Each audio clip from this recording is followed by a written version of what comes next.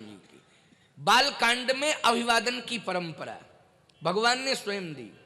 अभिवादन शीलस नित्यम वृद्धोपसेवन चत्वार तस्य वर्धन्ते आयु विद्या यशो बलम। अभिवादन की परंपरा बाल लीला में भगवान श्री राम ने स्वयं दी। सारा विश्व जिनके चरणों में अभिवादन करता है वो विश्वरूप रघुवंश मुनि अभिवादन की प्रेरणा दे रहा है बालकांड में। प्रातः काल उठ के रघुनाथा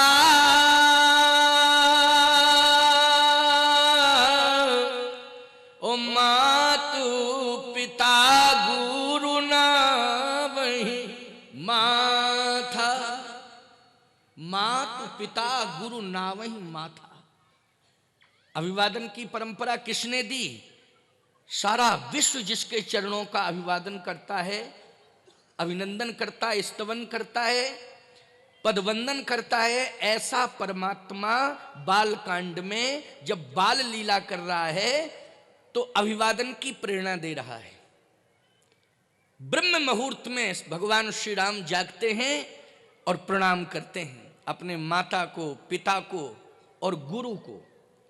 अभी हमारे स्वामी शतप्रज्ञानंद जी ने अपने गुरु का स्मरण किया, शिक्षा गुरु का, और उनका अभिनंदन किया इस मंच पर।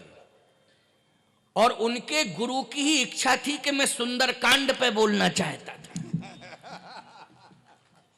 तो मुझे भी प्रेरणा मिल गई। क्यों भाई, मैं अपने मन से थोड़ी कोई बात कह रहा हूं।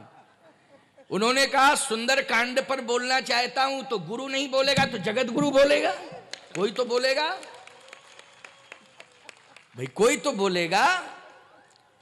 ये अधूरी बात न रह जाए। और बढ़िया समसामयिक बात मैं आपको बता रहा हूं और सुंदर दिव्य समयानुकूल बात होगी।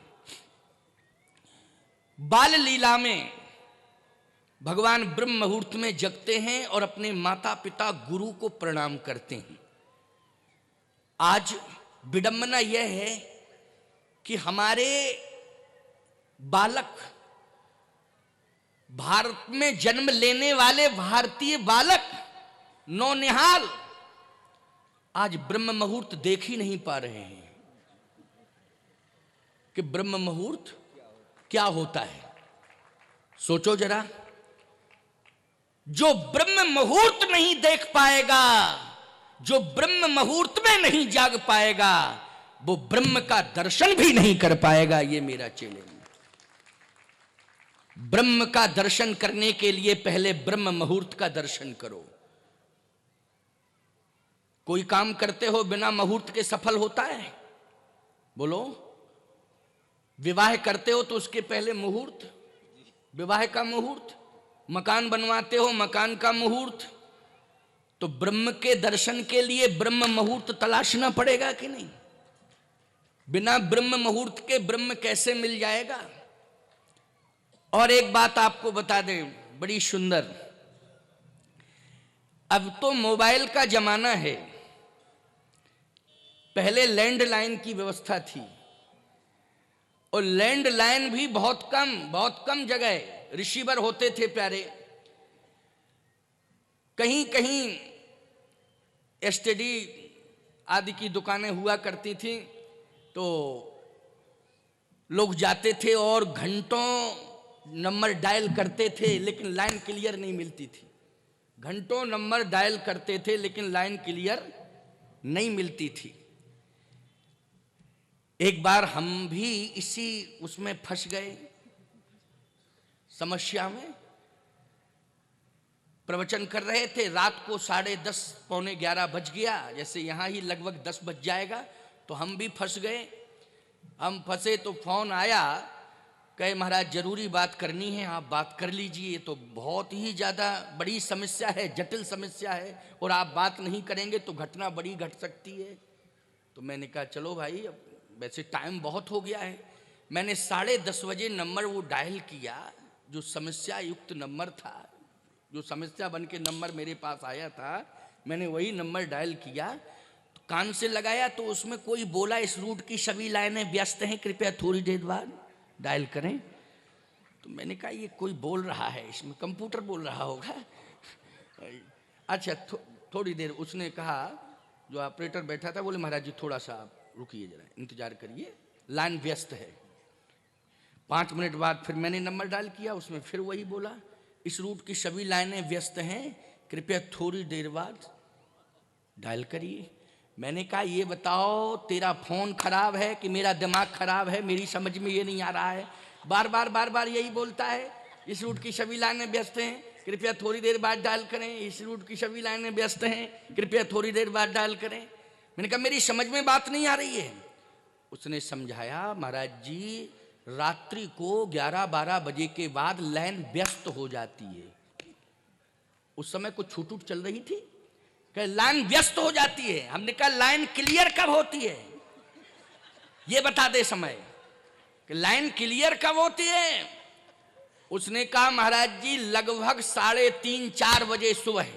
मैंने कहा ये तो ब्रह्म मुहूर्त है। उसने कहा ये मैं नहीं जानता हूं कौन सा मुहूर्त है, लेकिन उस समय लाइन क्लियर हो जाती है। मैंने कहा ये मैं नहीं जानता हूं कि लाइन क्लियर का। बोले मैं तो जानता हूं। मैंने कहा वो तो ब्रह्म मुहूर्त है। उसने कहा कोई भी मुहूर्त हो, लेकिन 4 बजे 3:30-4 बजे लाइन कंफर्म क्लियर मिलेगी।